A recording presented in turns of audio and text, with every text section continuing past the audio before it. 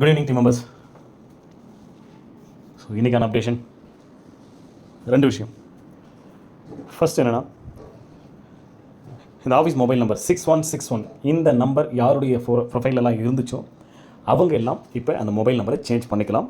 உங்கள் account login பண்ணுங்கள், அந்த மொபைல் நம்பரை சேஞ்ச் பண்ணிக்க முடியும். உங்கள் ப்ரொஃபைலை நீங்கள் அப்டேட் பண்ணிக்கலாம். ஓகே. ஸோ 6161 மொபைல் நம்பர் யாருடைய ப்ரொஃபைலெல்லாம் இருந்துச்சோ, இது யாருக்குன்னா ஓல்டு மெம்பர்ஸ்க்கு மட்டும்தான் அது இருந்திருக்கும். ஸோ அந்த பிரச்சனை இருக்கிறவங்க கிளியர் பண்ணியாச்சு இன்றைக்கி. ஸோ நீங்கள் உங்கள் மொபைல் நம்பரை சேஞ்ச் பண்ணிக்கலாம். சேஞ்ச் பண்ணிக்கங்க. நம்பர் 1. நம்பர் 2 என்னென்னா, இப்போ 2 பேட்ச் பேமெண்ட் போயிருக்கு ரீஃபண்டபிள். ஸோ இந்த 2 பேட்ச் பேமெண்ட் போனவங்களுடைய ஸ்டாஃப் ஐடி அங்கே நம்ம பப்ளிஷ் பண்ணியிருக்கோம். என்னுடைய ஸ்டாஃப் ஐடி இங்கே மென்ஷன் பண்ணியிருக்காங்க, ஆனால் எனக்கு பேமெண்ட் ரிசீவ் ஆகலை. அப்படி இந்த கம்ப்ளைண்ட் இருக்கிறவங்க ஓகே, sbo.tvm@gmail.com இந்த மெயில் ஐடிக்கு அதை தெரியப்படுத்துங்க. உங்கள் நேம், உங்கள் ஸ்டாஃப் ஐடி அதில் மென்ஷன் ஆகிருக்கணும் அந்த மெயிலில். கூடவே உங்களுடைய பேங்க் ஸ்டேட்மெண்ட், எந்த அக்கௌண்ட் நம்பர் உங்கள் ப்ரொஃபைலில் கொடுத்துருந்தீங்களோ அந்த அக்கௌண்ட் நம்பருக்கான பேங்க் ஸ்டேட்மெண்ட் இருக்கணும். இல்லை பேங்க் பாஸ்புக் பிரிண்ட் எடுத்தது இருக்கணும். ஓகே. ஸோ இது 2 இன்ஃபர்மேஷனில் எனி ஒன் இன்ஃபர்மேஷன் நீங்கள் அட்டாச் பண்ணி, ஸோ ரீஃபண்டபிள் பேமெண்ட் எனக்கு ரிசீவ் ஆகலை அப்படிங்கிறத அந்த மெயில் ஐடிக்கு நீங்கள் தெரியப்படுத்துங்க. அதையும் செக் பண்ணி பார்த்து ஏதாவது ரிட்டன் வந்திருக்கா, அக்கௌண்ட் நம்பர் என்ன மிஸ்டேக் பண்ணியிருக்கீங்களா என்னென்னு பார்த்துட்டு அதை அடுத்த பேட்சில் உங்களுக்கு அதை போடுவாங்க. அதுக்குண்டான ரெஸ்பான்ஸும் SBI சைட்லேருந்து ரிசீவ் ஆகும். ஓகே. ஸோ இது செகண்ட். ஃபஸ்ட் விஷயம் 6161 நம்பர் எடிட் பண்ணிக்கலாம் நீங்கள் இருக்கிறவங்க. ரெண்டாவது, யாருக்காச்சும் இப்போ நம்ம அந்த 2 பேட்சில் பேமெண்ட் போட்டவங்களுக்கு யாராச்சும் போகலை அப்படின்னா அவங்க தெரியப்படுத்துங்க ஆஃபீஸ்க்கு sbo.tvm@gmail.com உங்களுக்கு அதுக்கான சொல்யூஷன் கிடைக்கும். அனுப்பும்போது உங்கள் நேம், ஸ்டாஃப் ஐடி வித் எந்த bank account detail profile add பண்ணி வச்சிருந்தீங்களோ அந்த பேங்க் அக்கௌண்ட்டுக்கான statement or passbook print upload பண்ணணும்.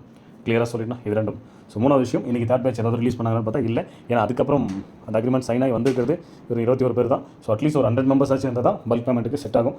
ஸோ அதனால் பார்ப்போம், நாளைக்கும் சேர்ந்து மொத்தமாக அதாவது இன்றைக்கும் சேர்ந்து சாட்டர்டேவும் சேர்ந்து எத்தனை பேர் வருதுன்னு பார்த்து அனுப்புவோம். ஸோ இன்றைக்கி வந்து நெக்ஸ்ட் பேட்சுக்கான அக்ரிமெண்ட் ரிசீவ் ஆக ஆரம்பிச்சோம். ஸோ அவங்களாம் பிரிண்ட் அவுட் எடுத்து சைன் பண்ணி அனுப்புங்க.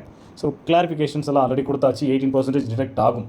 கம்பல்சரி 18% டிடெக்ட் ஆகும். ஏன்னா நாங்கள் எந்த ஒரு சார்ஜஸ்லாம் பிடிக்கல. நீங்கள் பே பண்ணீங்க இல்லையா க்ளவுட் ஸ்டோரேஜுக்கு, அதுக்கு 18% ஜிஎஸ்டி கவர்மெண்ட்டுக்கு நம்ம கட்டியிருக்கோம். சரிங்களா? இன்க்ளூட் ஜிஎஸ்டியோட சேர்த்து தான் நீங்கள் அந்த 6500 அப்படிங்கிறது. ஓகே. ஸோ அந்த ஜிஎஸ்டி பிடித்தம் போக தான் உங்களுக்கு ரிட்டன் பேலன்ஸ் அமௌண்ட் வருதே தவிர SBI சைட்லேருந்து வேறு எந்த ஒரு சார்ஜஸும் பிடிக்கல. ஒரு சிலர் மெயில் போடுறீங்க, நீங்கள் ஏன் எக்ஸ்ட்ரா பிடிக்கிறீங்க, எங்கள் காசு நீங்கள் அப்படியே கொடுங்க. நம்ம போட்டு எடுக்கிறதுக்கு கவர்மெண்ட் சும்மா விளையாடிட்டு இருக்காது. ஓகே. கவர்மெண்ட்டுக்கு நம்ம கணக்கு கொடுக்கணும். ஒவ்வொரு பேமெண்ட்டுக்கும் ஒரு அக்கௌண்ட்டுக்கு வருது, ஏன் வருது, எதுக்கு வருது, எல்லாம் ப்ராப்பராக கவர்மெண்ட் கணக்கு காமிக்கணும். நீங்கள் போட்டுருவீங்க, நான் மறுபடியும் திருப்பி கொடுத்துட்டு உட்காந்தாங்கன்னா அது செட் ஆகாது. ஓகே. அந்த மாதிரிலாம் பண்ணக்கூடாது. அந்த 18% SBI சைட்லேருந்து ப்ரொவைட் பண்ண மாட்டாங்க. ஸோ அதனால தான் 18% உங்களுடைய பேமெண்ட்டுக்கு பிடிப்பாங்க. ப்ளஸ் உங்களுக்கு வரக்கூடிய அந்த ஒர்க்கிங் பேமெண்ட்லேருந்தும் டிடக்ஷன் 20% இல்லாமல் 18% மட்டும் பிடிக்கிறாங்க. ஓகே. அதையும் தெரிஞ்சுங்க. 20% டிடக்ஷன் ஆகணும். ஸோ ஆனால் உங்களுக்கு 18% மட்டும் தான் பிடிக்கிறாங்க. ஸோ அதையும் தெரிஞ்சுங்க.